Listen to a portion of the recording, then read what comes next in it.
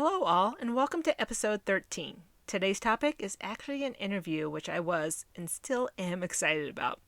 Partly because I was finally able to connect with proper internet, which allowed me to properly record an interview, and the other part is because I'm just captivated with her story. Unfortunately, I wasn't able to ask all the questions I wanted to because, well, in traditional Renee style, a lot of them didn't come to mind till afterwards.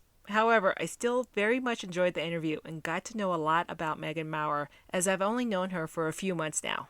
Megan has had to overcome a major obstacle this year and is still in that process, and in my opinion, doing great. Her journey this year definitely has a body and mind connection. I won't go into detail about it now as I wanted it to come straight from her. I hope you enjoy this interview with Megan and find yourself as excited about where she is now in her journey as I am. Stay tuned for more episodes on helping you create a healthier, happier, stronger life for yourself. And make sure you're doing at least one thing today that will get you one step closer to one of your goals. Have a great day. Welcome back to another episode of the Body and Mind Strong podcast, where we talk all things life, fitness, and health. My name is Renee. I'm your host and integrated health coach. The Body and Mind Strong podcast was established to help others create a healthier, happier, stronger self. For more information, please follow me on YouTube and Facebook at Body and Mind Strong. You can also find me at www.bodyandmindstrong.com. I hope you enjoy the following podcast. All right. Welcome, Megan. How are you today? I'm doing great. How about you? I'm doing good. I actually had a really good workout today, but tomorrow's my run. So I'm supposed to be doing like a 10K, but I don't think I'm going to make it that far. I'll explain more later. But thank you so much for being on and joining me. I really wanted you to just jump on and kind of tell your story because it's an amazing story. But before we go into that, I kind of wanted to let everyone know how we met. So just kind of give everyone's kind of background. We actually met through Aravaipa running group. Is that what that is? Yeah. Okay, good. Didn't know much about it because it was actually my boyfriend who's actually in the room with us to pipe in if he's got any questions, but he's off to the side. He's the one that I think you met first, and then I jumped on, and that's kind of how I met Megan. And Aravaipa Running Group is a local, I think, to the state, not just necessarily to Phoenix, right? But they do a lot of local runs. Is that right? Right. Okay. But they So haven't been. Oh, go ahead. Yeah. Sorry. Wednesday nights, we typically have a group run, but because of COVID, they had to stop those. And so somebody, Justin Grady, decided that he still wanted to do the social part. So he took it upon himself and set up Zoom calls every Wednesday. And so it's been great to see everybody. Yeah, nice. Yeah, I like Justin. He's got a German short hair pointer, which I used to have one. So my little heart goes right there with him. So that's kind of how we met. So let's go ahead and tell me a little bit about yourself, like where you're from, what do you do? Give me a little bit of background on you. Right. So I'm originally from Wyoming. I have 4 degrees, actually. Nice. So I have 2 bachelor's and a master's degree. I'm a chemist by training and worked in Wyoming for a couple of years and decided to have an adventure and went off to California for a few years. Then I was transferred to North Carolina. Wow, big change. Was there for a few years, and they were going to send me back to California, and I said no, thank you, and decided to go get my PhD. So I went to West Virginia University, and after I graduated, before I graduated, got a job at Arizona State University and finished up and defended and everything and came out here and have been here ever since. At Arizona State University, I am a research scientist. And so what's your PhD in? Analytical chemistry. Nice. Okay, so I'm working on my second master's right now, and I'm in data. What is it? It's basically data analyst. I thought it was really a statistics research course, and it's not. So I did a statistics research in my last master's and I did great at it. This data class is just like blowing my mind right now. Oh, so is it a lot of like bioinformatics? It's right now we're really learning, was it Tableau? It's just basically taking the data, how to get it into um, like bar graphs and scatter plots and all this and how to analyze Oh, it basically is where we're at on that one. And my okay. head is just like like big time. Yeah, so different ways to visualize the data. Yes, is what so far we're just finished week 3. We have 4 weeks left. So that's where we're at right now on that one. So interesting. Nice. Okay, so go back. What do you do at ASU? So right now I work in the mass spec core, and I get to help other people do their research. And Nice. I absolutely love it because I get to work on all sorts of different things. I get to work with the students, train them on our instruments. So it's a lot of fun. Nice. All right. Interesting. All right. You mentioned something to me about you were an avid hiker and you hiked part of the AP trail, the Appalachian Trail. Appalachian Trail, yeah. Um, so yeah, I hiked for many years. Starting when I was a Girl Scout, Yeah. and just absolutely loved being out in nature and running around doing that sort of thing. And while I was in grad school, I decided, well, I'm over here by the Appalachian Trail, and somebody had told me, yeah, Maryland's totally doable in a weekend. So I'm like, okay, yeah, I can do that. On a So weekend. Okay.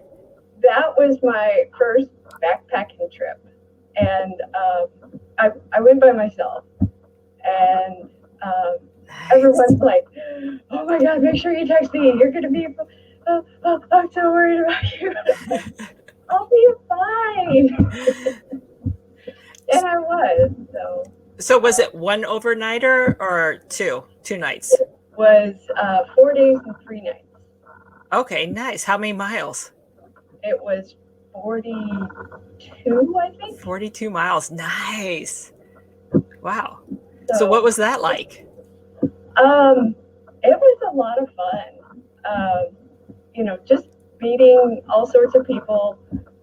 Yeah. I did it over Labor Day weekend, so there were a lot of people out. Uh, Okay. you know, Day hikers and then weekend backpackers, and met a couple through hikers. Yeah. Um, so yeah, it was a lot of fun, and got to walk through some of the battlegrounds for the Civil War. Yeah.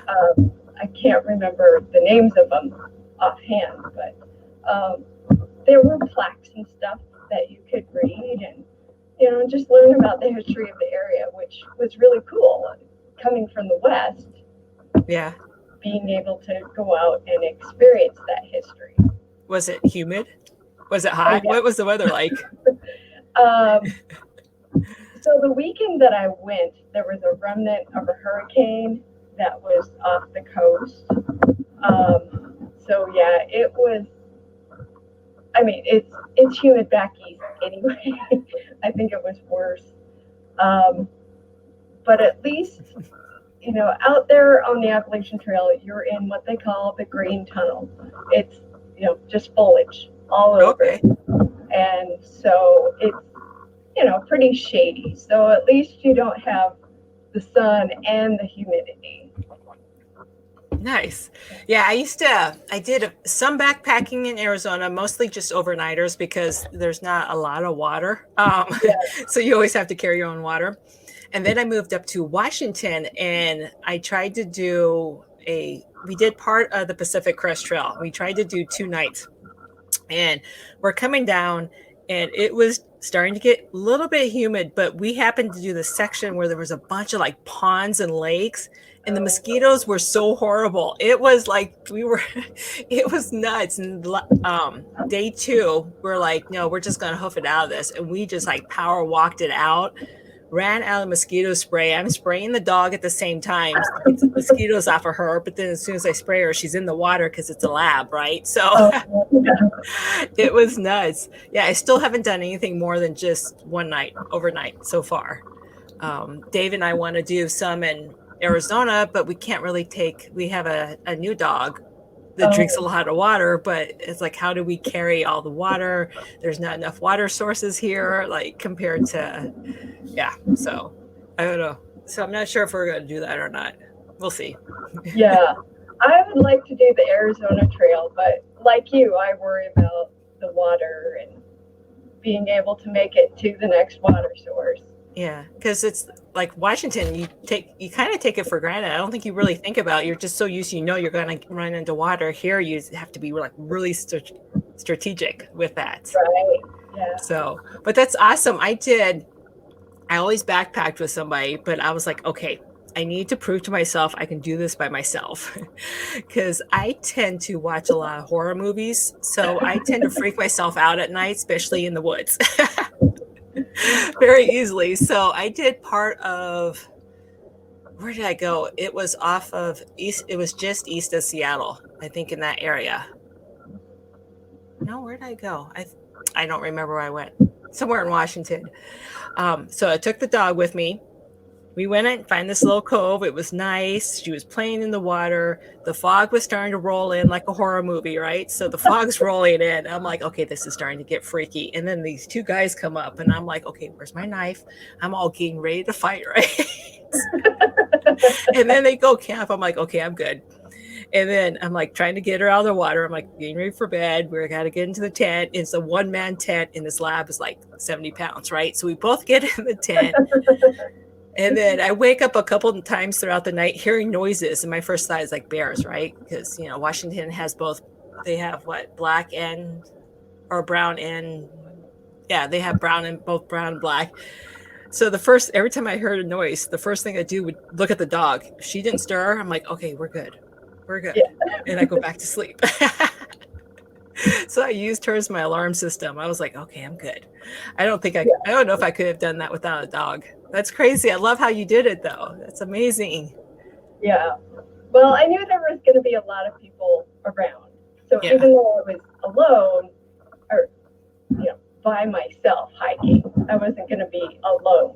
Yeah. So nice.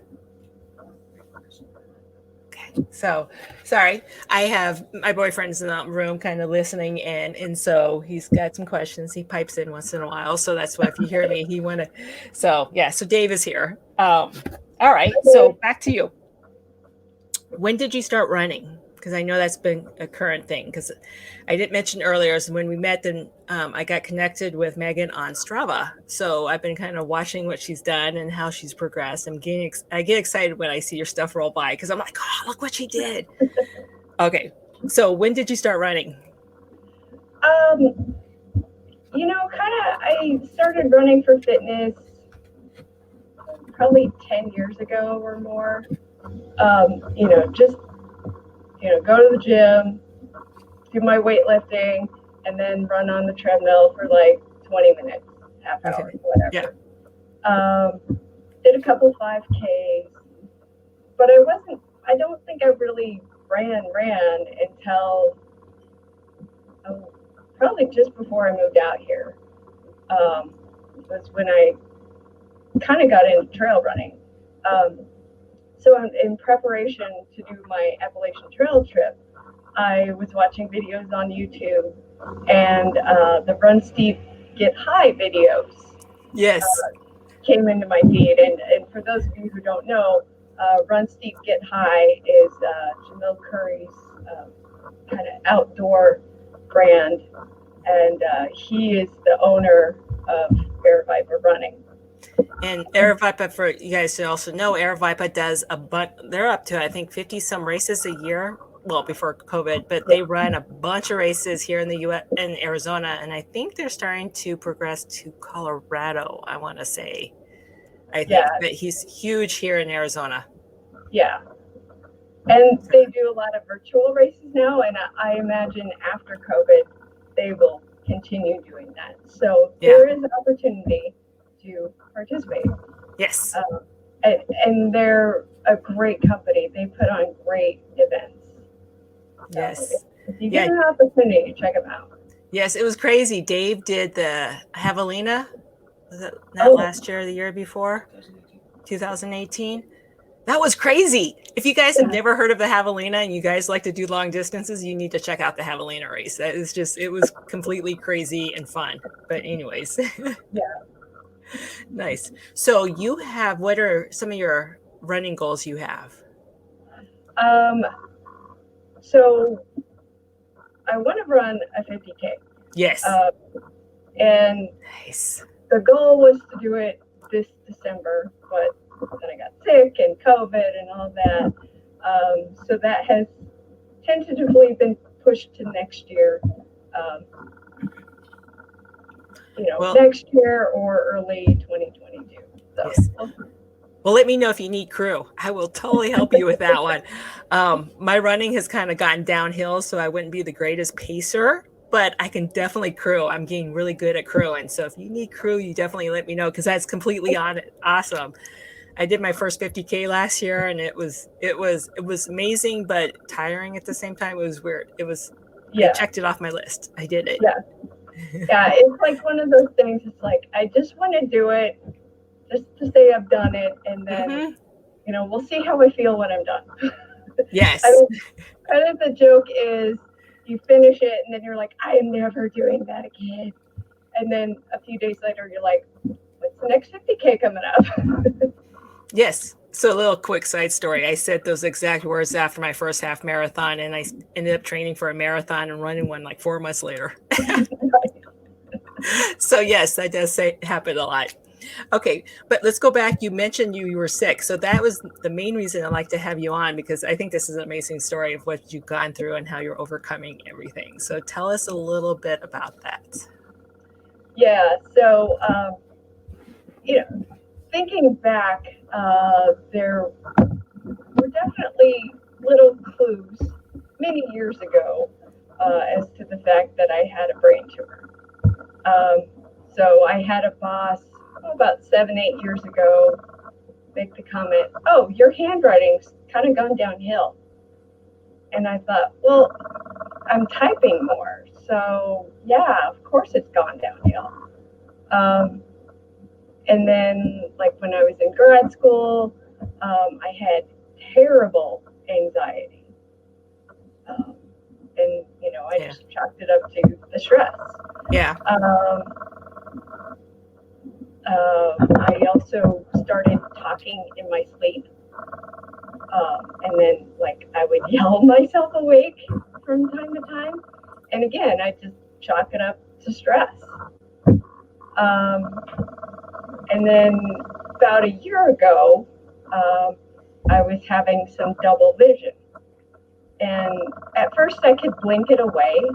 And, I looked at, what are some causes of double vision? And one of the causes was dry eye. And I thought, well, okay, I'm outside running a lot. It's still pretty hot. My allergies are kind of acting up. Like, dry eye is a real possibility here.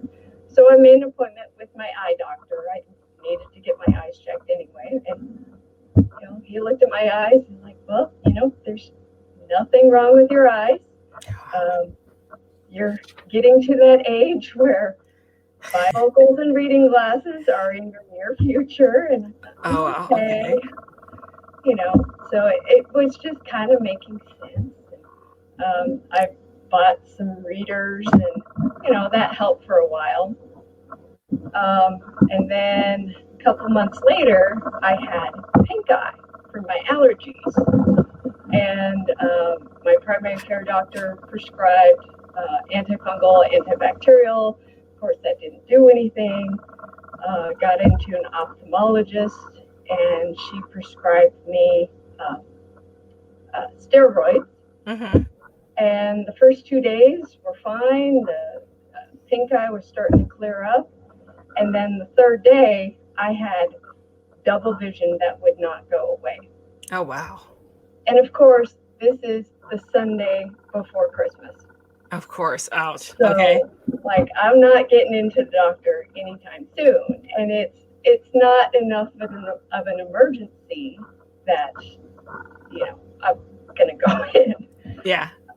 So finally got in to see the doctor again, and she looked at my eyes and goes, "Well, yeah, they're not tracking together.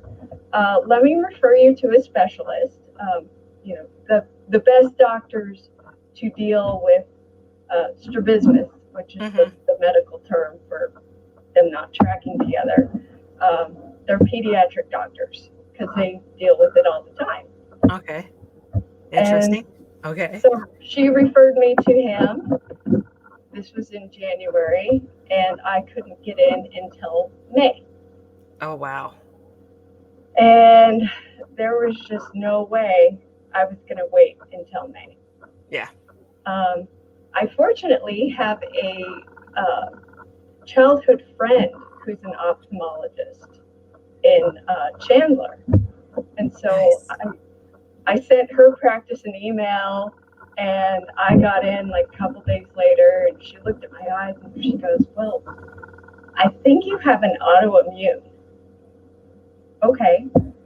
So she referred me to another specialty ophthalmologist who likes dealing in complicated cases.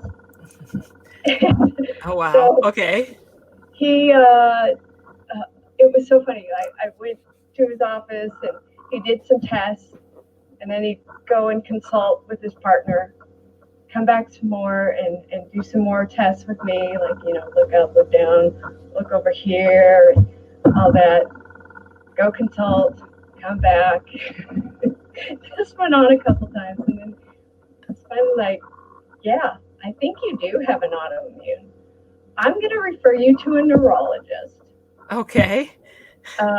So I got into the neurologist like within a week, and he went through the same battery of tests and like, yeah, I agree with him. This does look like an autoimmune. Let's get some other tests done just to be sure. So some of them were blood tests that could only be done at Mayo because they have the special equipment to do it. Okay. Wow. And then another one was an MRI, just to make sure nothing was going on. February 27th, I go in to get my MRI, and, no big deal. Chatting with the tech, and like, oh, yeah, now I know what NMR samples feel like. And, Yeah. And after I got done, he's like, okay, why don't you get dressed and go wait out in the lobby, and we'll get you your CD of your results. Okay. So I'm waiting, and I get a call from the neurologist office. You have a brain tumor. Wow. Go directly to the hospital. Do not pass go. Do not collect $200. Oh, wow. I was just like, what? I have to go to work. Like, can we do this Tuesday? it was just surreal. I mean, yeah. It would be hard to process. Be like, what are you talking about? I feel what? I don't, Yeah. So what was it like? How long did it take before it really kind of sunk in that you had a brain tumor? Honestly, it wasn't until I was at the hospital, and 4 hours later when I saw the MRI image. Yeah. And what it was a tumor the size of the key lime, or, a smallish egg, basically. That's huge, though. You only got so much space. Like, okay. Right on top of my brainstem. And it was blocking the fluid, the cerebral fluid, from draining from my head. So I had a bunch of fluid buildup in my head. And the neurologist on call, she had seen these images before I did, and she was surprised. She's like, is this person conscious? So like, I'm walking in, I'm joking with her, and she's just like, she showed me the image, and that was just like, holy shit. No kidding. Like, No shit. okay, let's get this thing out of me. How Oh, are we wow. gonna do this? So it was, okay, so February 27th. Okay, so February 27th of this year. So Yeah. you've been kind of having some symptoms for like 7 years that, thinking back, you're like, well, that makes sense now, right? So it's been about Oh yeah. 7 years that after thinking back, like, hindsight. Yeah. So you finally get figured out on February 27th. When did you have surgery? So the next day I went in and I had a shunt placed to drain the fluid from my head. So I've Okay. got this metal thing that goes through my brain, and there's a tube that goes back down and then drains into my stomach or belly, abdomen Okay. of the fluid. So I don't have buildup in my head. And then, so I had that. And then a couple days later, went home while they planned the removal surgery. Mm-hmm. Met with my surgeons in between. And then this is all when COVID is really starting to become a thing where Yes. people are very concerned. And they actually ended up delaying my surgery a week because the hospital administration wanted to make sure that the doctors were going to be safe. Yeah. And they were going to have wear like these suits that they basically had their own, I don't know if you've seen it, but air is pumped into it and it's cleaned. And it's like a little pack that you wear on your waist that does it. Like, it's not the full. I think I've seen something like that in a movie. Was it Outbreak? Okay. Yeah, it's not like the full biosafety level for containment suits that you have to be. Okay. But it's kind of like that. And the surgeons were just like, let's figure out something else here. So I ended up having to get a COVID test and all that. Yeah. Which is fine. And finally went in, had the surgery done. Well, the first surgery they did an embolization, so they went in and they cut off the blood supply to the tumor. Then the next day, they went in and they went through my nose for the first surgery. Okay. Yeah. Sorry. That's okay. Wasn't expecting that one. I'm thinking like a big back behind your head, up along the side. Yeah. Well, okay. They couldn't get all of it that way.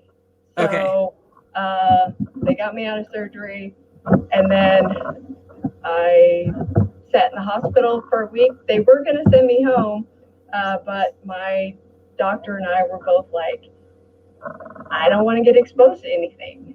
And, COVID. And so they were just like, let's sit in the hospital.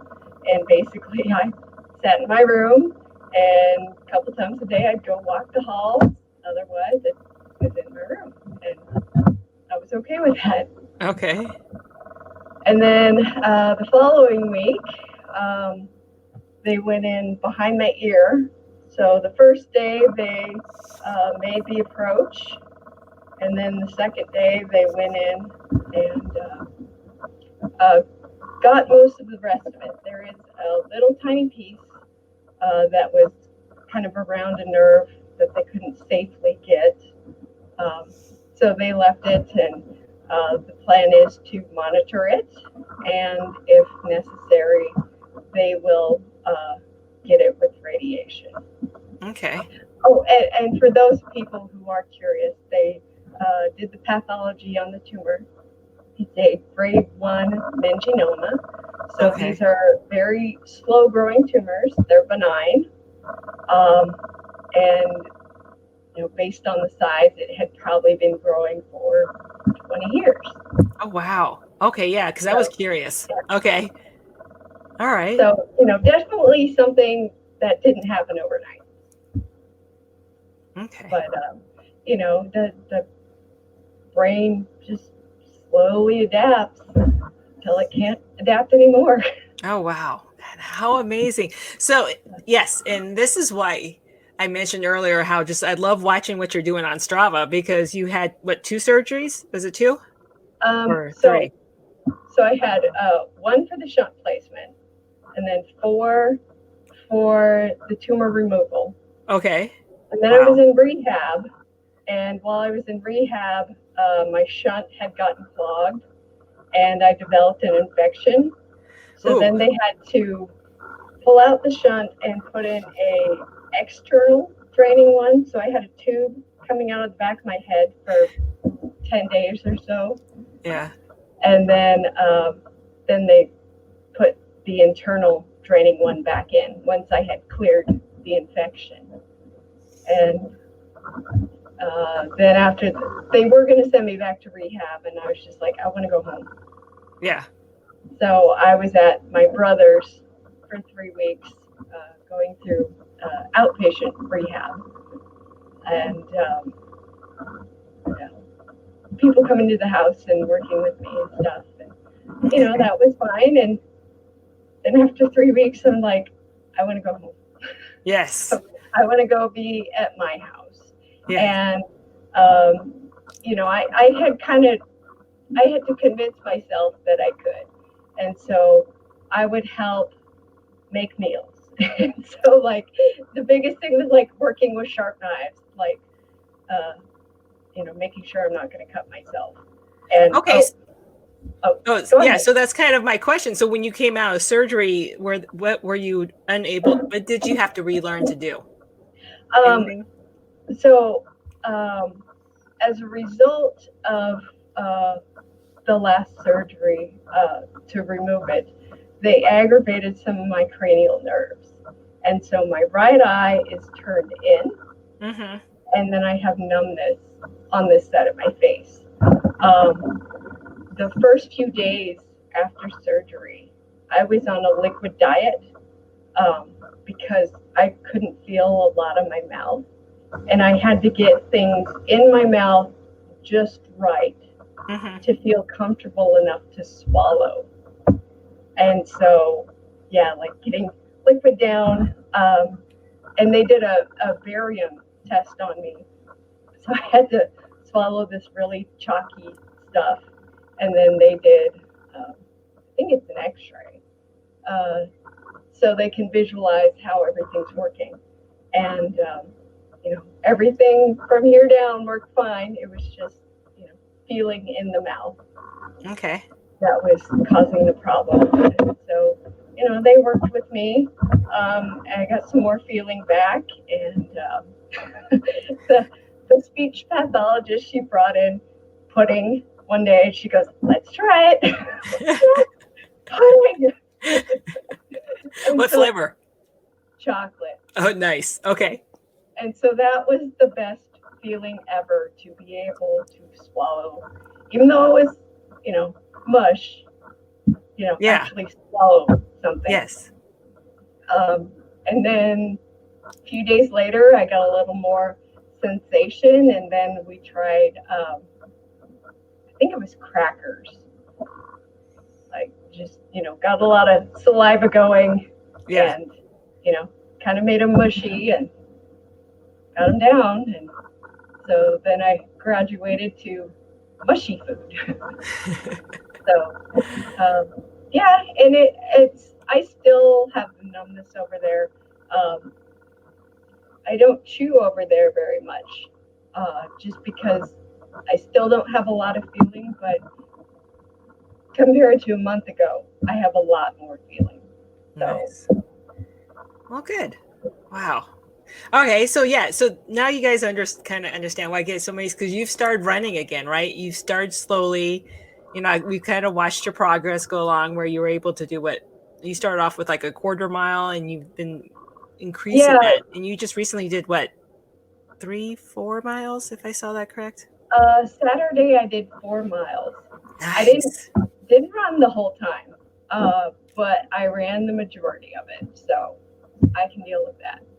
Yes, it's just exciting. It's exciting to be back from the outside looking in and just seeing the progress you're making. I think it's just really cool. I get excited for you. I'm like, sweet, look what you did. Well, it was so funny because I talked to one of my surgeons back in August, and I knew the appointment was coming up, and I was like, okay, the night before this, I'm gonna walk 3 miles. And he asked me, so how you doing? How you getting around? I'm like, I walked 3 miles last night. Like, what? With or without a walker? Without. He's just like, yes. Nice. So, there was a lady I read about in Colorado. She also had a meningioma. Mm-hmm. And I think the article was in Runner's World. Anyway, after 11 months after she got hers removed, she was running a marathon. Oh, wow. So, yeah, I'm just like, yep, okay, All right. this can happen. Yes, we got some goals coming up. Nice. Again, yes. So if you do need a crew for 50K, I am all there for you. That would be awesome. So awesome. Okay. That's great. Anything else you know want to kind of chime in on, or anything else you want to bring up, basically? Um, Oh, do you have a race, 5K, 10K, or anything idea I that you would like to do coming up? I'm not signed up for anything yet because I need to get my race credits built back up. Okay. But I am volunteering at Javelina this weekend. Ooh, Dave will be there too. So if you're there on Sunday, stop by the main aid and say hi. All right. Nice. All right. So awesome. Yeah, Dave is actually going to be you sweeping. Oh, So cool. he's going to be sweeping. So he'll be there early Sunday morning. Haven't Yeah, decided if I was going to come down or not because I got the dog, but we'll see. yeah, That's awesome. yeah, Okay. Well, thank you so much. I think it's just amazing. I know we spoke a lot about kind of your background, stuff you've done, but that's the big reason I wanted you on, was just the fact that you went through this tumor surgery, all these yeah, surgeries this year, and you're back on your feet and you're just pushing and you're trying to, getting your health back, and just yeah, trying to get out there and achieve those goals again and starting over. And I wouldn't say starting over, but you kind of are. And I think it's just cool to see the progress again. yeah. So, And I would like to say that, even though there is a lot of positivity and, pushing myself, there are those moments where it's like, the why me? yeah, Why can't I do the things that I used to? And, it's okay to feel that way. It's okay to feel those emotions, just not all the time. yeah, And, just be able to have something to pull you out when you feel that way, whatever it is, whether it's talking with people or going out and going for a walk or playing music and dancing around and just being silly, whatever it is for you. yeah. And I can't imagine you're going through this through COVID, where everyone is supposed to stay apart from each other. And, that support, how was your support system? Were you still able to feel that support or that you needed? Yeah, I mean, we live in this wonderful technological age where, I can chat with you on a screen and see you, even though I'm Yes. not there. Phones are great too. Email works, and good old fashioned snail mail. So, Yes. probably the highlight was getting fun cards like this from my cousin. It's a 3D pop out flowers, and I keep Oh, it that's on my cool. table because it is just the coolest card ever. Yes, that is cool looking. I like that. But you definitely make a good point about, when after we moved, we went from Washington to Colorado before we came down here. And we went from 300 feet to like 6 to 8,000 feet elevation. And I was struggling so much with my running, and I put on some weight. And so, of course, I wasn't as fast. And then with the elevation, and I know it's nothing major that I went through, but I was struggling with the same thing. Like, why can't I do what I used to be able to do? And it can get frustrating. And I just had to remind myself is, sometimes it's not always about what you used to do or what you want to do, but what you can do in the moment. Right. And just focusing on the positive of what you can do in the moment. And, life, one thing I've learned as a therapist and working with people, life always changes. And I've learned that in life too. Nothing stays consistent. You just kind of have to ride through it, and it's going to change again. Yeah. So when you're feeling down, when you're feeling kind of, give yourself that moment to, I don't know if it's mourn or just kind of feel down about kind of what's going on, but know it's going to change and reshift your focus. So Right. nice. Awesome. All right. Well, I am so glad you joined me today. I've missed you. Every time we get on the group thing with Aravipa, I'm always looking for Megan. I was like, where's Megan? Where's Megan? Well, I'm glad this worked out. Yes. And I've been wanting to have coffee with you, but I'm like, okay, COVID's still going on. I know she's still healing. I'm like, can we meet? Maybe not. But then we moved up to Flag, so we're not down here as much. But I would love to, if we can schedule meet up sometime in the future to have coffee sometime. Yeah, that'd be great. So I would love that. So awesome. Yeah. All right. Thank you so much. All right. Thanks for having me. Thanks.